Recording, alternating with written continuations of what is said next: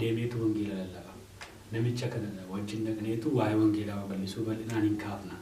Garuu mee utuu istuudiyoodhaan bahini wangeelaa bal'isuu kana namoonni akkamitti itti fufuu qabu? Sababiin isaa dhimmi siyaasaa amma akka kana biyya kana raasuu kun darbuuf jira. Dhimmoonni garaagaraa nutti fiiguu darbuuf jira. Kan hin dabarre garuu isa sanadha. Ergamni guddaan nutti kennames.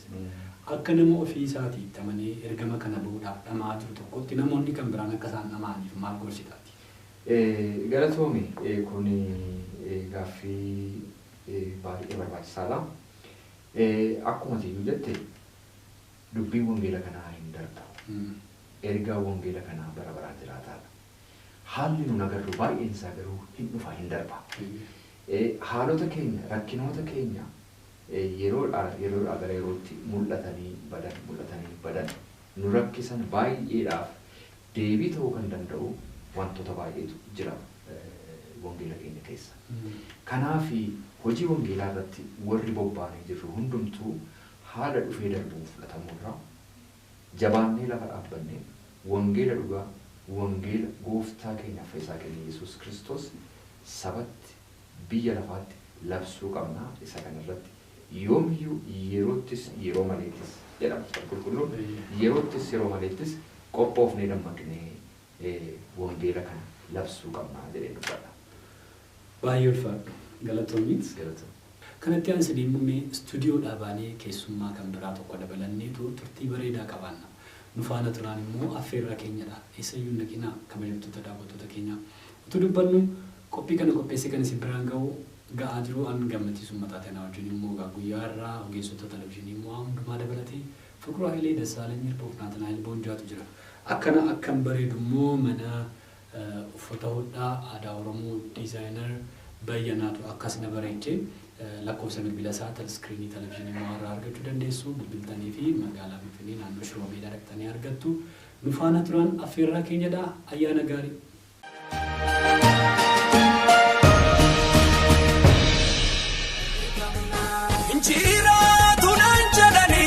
Waridinako ya dubani tuchati ade urukituko homafu wae basari ofira katu kanama wagaye biniratu najira chishawa kayo chapsi kandina kayo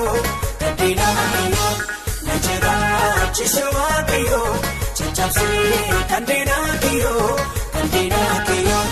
Anisha figalata kaba harreyo Anisha figalata kaba moriyo Anisha figalata kaba harreyo Anisha figalata kaba moriyo Najira chisewa kayo chapsi kadina kiyo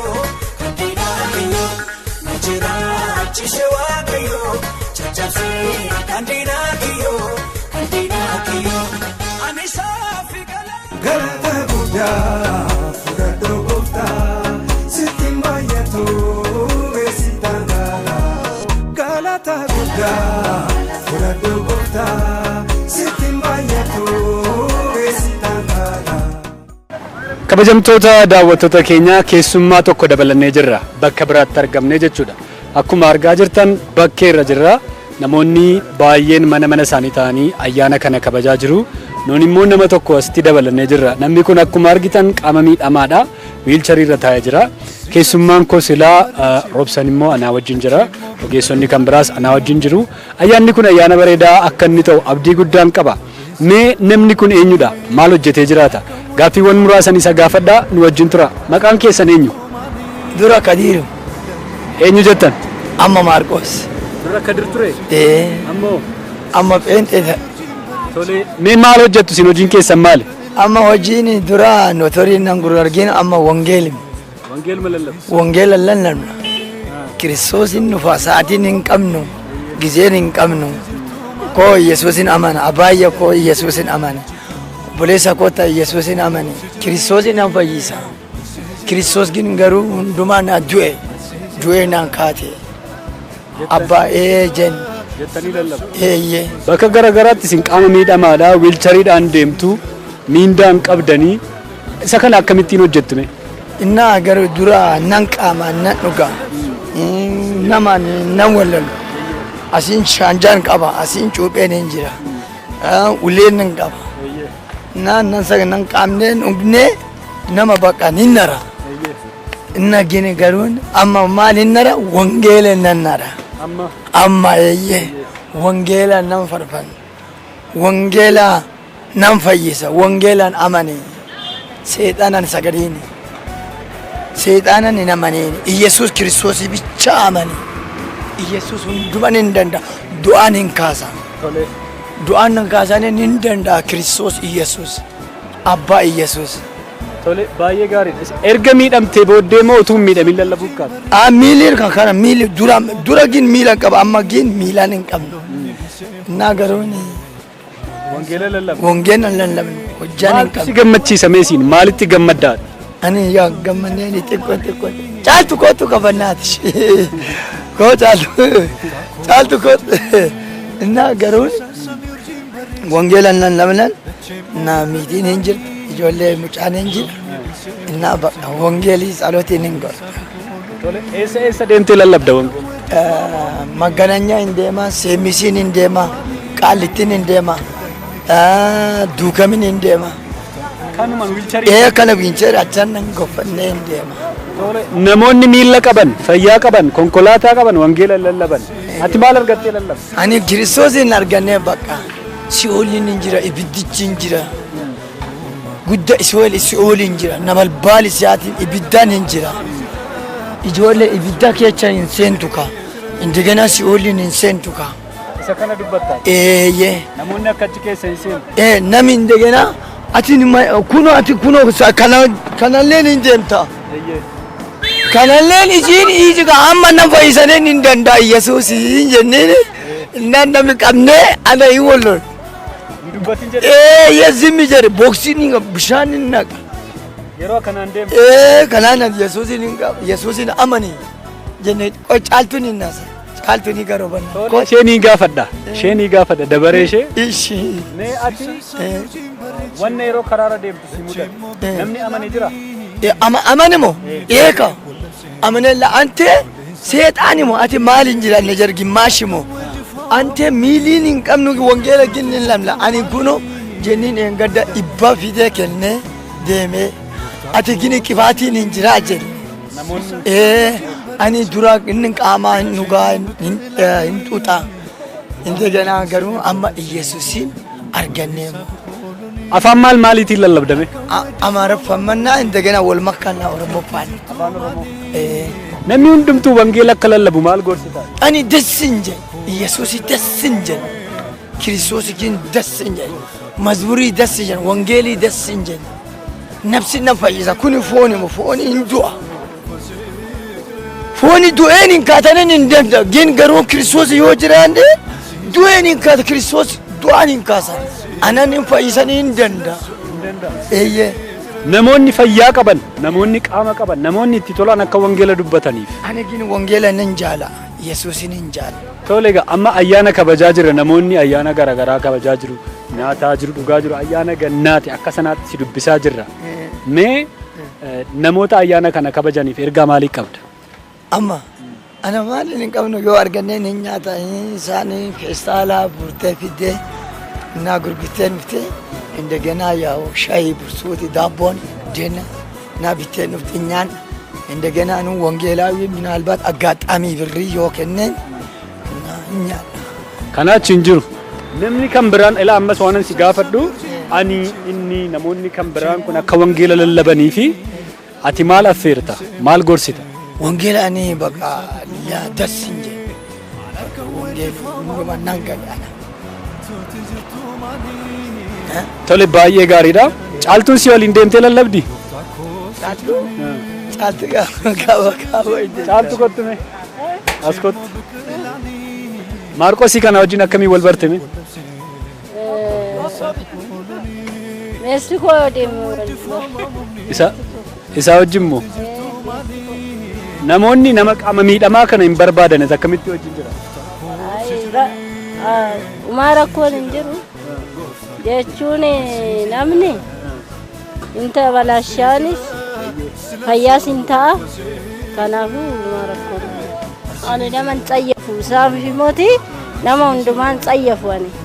Tole baay'ee gaarii. Maaliin gargaarta? Ati samii maal gargaarta? Maali jechuun hojiin hawwaaqati ani maal. Isa maaliin gargaarta meeshaa? Ani uffata nan miiccafi. Gizuma barbaade uffata miiccafi. Gizee ofuu dadhabee ni oofa. Wajjumaan deemna bakka. Hin gargaarta? Tole baay'ee gaariidha. Isaa wajjin jiraachuu keetti hin gammaddaa? Hin gammaddaa? Namatti isin baga ittiin isin ga'e jettu qabdaa? Baga isaan ga'anii. Hundumaa mee jedhi kaa? Nama hundumaa baga isaan ga'anii. Tole Maarqos waan jettu qabdaa waan kan bira waan dubbachuu barbaaddu namoonni akka wangeela dhaga'anii fi karaa televizyiinii kana waamicha gochuu barbaadda? Ani Kiristoos bichaa nan barbaada. Kiristoosin nan jaala. Kiristoosin nan barbaada. Abee wangeela moo? Wangeelaan bakka akkana hin qabne bakka wangeela bichaan lallabna. Wangeela kalee hattuu buuree deeme. Dhugaa. Dhugaa. Ani biraaf naa misikiri kenniini ishi jenniini zoori jenniini masaaf qixuusin hin jiru kan wangeelaa.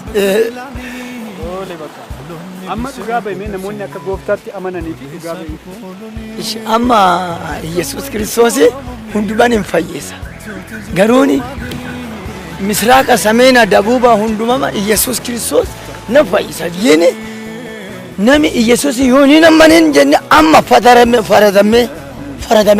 amma yoo Yesuus moo yoo furaleeo amma fayye nafsi fayye Kiristoos na fayye. Yesuus na fayyise. Yesuus du'eena. Yesuus na Abaya abaka. Tole. Yesuusin fayyisaa amanaa wangeelatti. Wangeelaan amani. Kiristoos Yesuusin amani. Wangeela amani. Koota abaya wangeelaan nan fayyisaa. Si'ooliin hin jiraan hundumaan nama du'an lama hin jira. Asimin du'aat achumaan hin deemte hin du'aata. Ibiddaan hin jira si'ooliin hin jira. Lakki cinqiin hin jira. Nu bira cinqiin hin qabnu. Wangeela yoo jiraate cinqiin hin qabnu. Yesuusin hin jira. Baay'ee gaariidha. Baay'ee ulfaadhu. Ayyaanni kun ayyaana gaarii siif haa ta'u. Tarii namni kun immoo innis akkuma kee wangeela hojjeta. Garuu inni immoo kompiitara fayyadamee teekinooloojii fayyadamee bifa garaagaraatiin hojjeta. Hojiin keessan lamaanuu tokkuma. Mee inni immoo si jajjabeessuu dhufee jabaadhu Waaqayyo si gargaara siin jechuu dhufee gorsa isaa immoo dhaga'i. Issi qofaan immoo osoo hin taane namoonni si fakkaatan wangeela hojjetan namoota baay'eetu jiru. Mee maal siin jedha namichi kun isarraa immoo waa dhaga'ime? Ani keessummaa tokko qabnaa akkasii gaafanni naan jedhu haala akkasii keessattan si argasee hin yaanneen. Namni haala akkasii keessas taa'ee jabinaan wangeela hin lallaba jedhee baay'ee yaadeen beekuan. Sababiin isaa an haala natti tole keessatti haala mijaa'aa keessatti wangeela lallaba. Ati immoo garuu haala baay'ee ulfaataa keessatti wangeela lallabaa jirta. Akkuma amma laalaa jirru kanatti jiraattu manatti qorqorroo kana keessa haadha manaa kee wajjin mucaa kee tokko wajjin hojii gara biraan qabdu qaamni kee hir'uudha garuu wangeela Kiristoos immoo lallabaa jirta. Kun ana duwwaaf miti warra sagantaa kana hordofaa jiran hundumaaf jajjabina cimaa ta'a kaka'umsa cimaa keessa isaaniitti uuma jedheen abdadha. Waa'ee keetiif guddiseen Waaqayyoon galateeffadha. Kanan jechuu barbaadu kanuma. Baay'ee Waaqayyo si haa jabeessuudha. Kennaa xiqqoo tokko si fidee dhufeera inni kennaa sana si kenna. Kennaa xinnoo kana waan guddaa miti garuu waliin jirra waan itti gochaa jirtu kun jajjabina keessa kottuu meera jechuudhumaafani sitti hiixachaa jira akkati kanan irraa fuutu ulfinaan si gaafadha. Odeeffadhu. Galatoome. Ameen. Yesuus Kiristoos. Ameen. Abbaayee ulfaadhuma. Abbaayeen dhufa. Garuu dammoo sa'aatiin hin qabnu yeroon hin qabnu gin isin na eegan. Yesuus na eegan. Yesuus Kiristoos na eebbisu. Galatoomana. Carraa kana argadheema Sibiratti argamuu kootti ani guddisee Waaqayyoon galateeffadha. Gammachuun koo inni guddaan isa kana. Egaa mee Roobsan kanuma duukaa namoonni hojii wangeelaan hojjenne jiru qaamni isaanii fayyaa haalli mijatee fi Waaqayyo akkasina godhee sana na godhedhanii hojii wangeelaa dhiisan jiru. Isaan sanaaf ergaa maalii qabdati mee namicha kana yeroo laalu? Gammachiis galatoome akkuma sila stuudiyoo keessatti dubbadhe Phaawulos Roomee boqonnaa 8 keessatti waan dubbate qaba. Lakkoofsa 34 dubbisi 34 36 37 keessa hamma 39tti yoo ilaalle jaalala Kiristoos irraati eenyutu addaan na baasa jedhe ol ba'uu moo gadi bu'uu jedhe amma gaa exactly waan Phaawulos dubbate kana hojiidhaan agarra addanatti qaama hir'achuun Kiristoos irraa adda nan baasu jechaa jira obboleessi keenya Maarqos wiilchariin adeemuun Kiristoos irraa adda nan baasu jechaa jira akkasuma immoo karaa gara biraa yoo ilaalle namootni qananii keessa taa'anii nyaatanii dhuganii fayyaa guutuu qabaatanii garuu sababa hin taane garagaraa waamanii ani waamichan qaba garuu haala naan mijoonne jechaa jiraniif kun barumsa guddaa ta'a waan guddaa sirraa baratu jedhee inni yaada. Kanaaf haala kam keessa yoo jiraattan haala ol baasa ta'u haala gadi bu'aa waamicha keessanitti fufaa wangeela Kiristoos labsuu irraa teellaatti hin deebi'inaan jedha ayyaana gaarii isiniif haa ta'u. Kabajamtoota daawwattoota keenyaa egaa waan baay'ee akkasiin barattan waan baay'ee akkasiin fudhattan keessattuu namoonni hojii wangeelaa hojjechaa turtanii booddeetti deebitan hiikoo jettanii dhiiftan hammam akka deebitanii dammaqxan abdii guddaan qaba. Wanti hundumtuun darba wanti hin darbine hin jiru. Tarii garuu mootummaa Waaqayyoo lallabuun dhufaatii Yesuus Kiristoos deebi'ee dhufuusaa akkuma amma dhalate kana deebi'ee dhufuusaa immoo lallabuun keenya dirqamadha barbaachisaadha. Gatiin wangeelaa guddaadha. Namni hojii isaa hojjete hin miidhamu harka duwwaatti si nafu. Qaama miidhamuun kanarra taa'uun yookaan immoo hir'uu ta'uun wangeela dubbachuu dhiisuurraa wanta nama dhabuun qabu. Haala kam keessattiyyuu biyya kamiyyuu addunyaa kamirrayyuu jiraadha. Sagatiinsaa guddaa ta'e sana wangeela lallabuu garuu hin dhiisinaa. Sababiinsaa Yesuus Kiristoos ilmi Waaqayyoo gaaf tokko deebi'ee dhufa. Gatiin nama hundumaa isaa harka jira gatii ta'eef gatii keenya fudhachuudhaaf immoo hojiin keenya inni guddaan isa kanadha. Guyyaa irraa isa kana akkasii yaadattan akkasin irraa barattan abdii guddaa qabna. Kabajamtoota daawwattoota keenya qophii kana qopheessuudhaan kan isin biraan ga'e an gammachiisuun mataati. Anaa wajjin immoo Fiqiruu Hayilee, Naatnaa'el Boonjaaf, Dassaalany Hirphoo ogeessota televizyiinii mo'aa hundumaa waliin ta'uudhaan haala keessa turre kana keessatti kan nu gargaare Waaqayyoon guddaa goonee galateeffannaa. Qophiileen televizyiinii mo'aa kanneen biroon itti fufu nuun garuu bakka kana nagaa isinitti dhaamna. Anaa wajjin kan ture Roobsan Makkoo biyya Awurooppaa irraa baay'ee guddaa godheen isa galateeffadha. Waaqayyo isaa eebbisuun jedha tajaajila kee hojii keessa kaan hundumaatti Waaqayyo si wajjin haa ta'u fayyaa ta'i ulfaadhu eebbifamaa yeroo gaarii isiniif haa ta'u.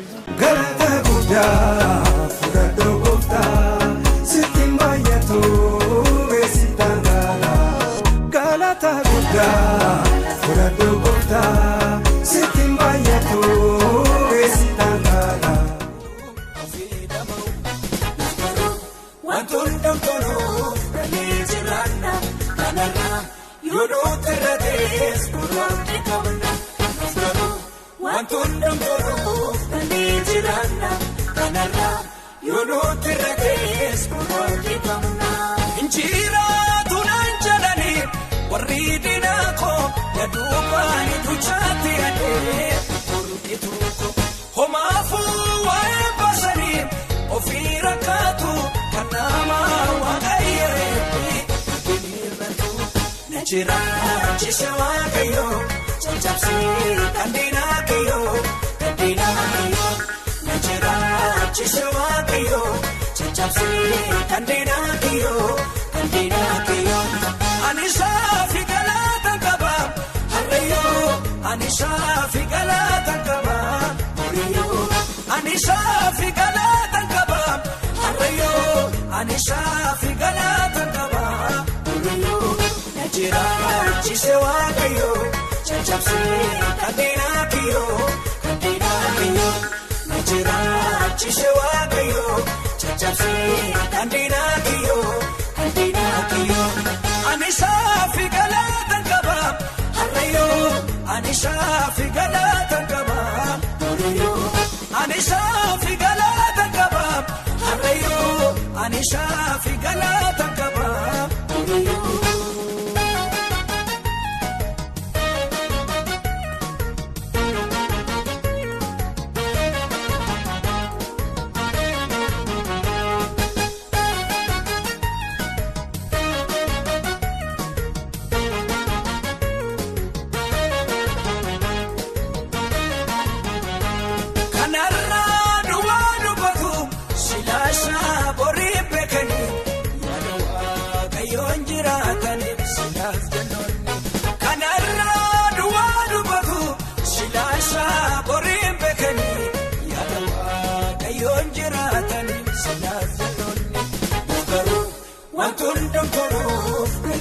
jiraanna kanarraa yoo nuti irra ta'es kun argi qabna garuu wantoonni toluuf kanneen jiraanna kanarraa yoo nuti irra ta'es kun argi qabna olola sobaa ololeen inni waa'ee koo kanaanni jeneessu taanee irree waan tokko shakkiin qabu jiraachuu koof annaana manaaf dinii koo yommuu qabaatu nagaaf boqonnaa na jiraachise waaqayyoo.